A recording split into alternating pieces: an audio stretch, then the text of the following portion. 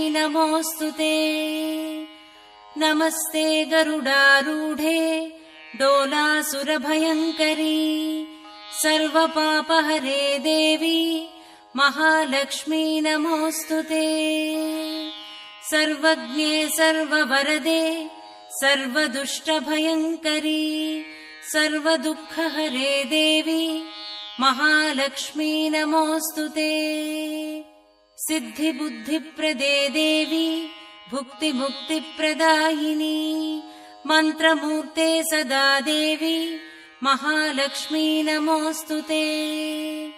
आद्यन्तरहिते देवी आदिशक्तिमहेश्वरी योगज्ञे योगसम्भूते महालक्ष्मी नमोऽस्तुते।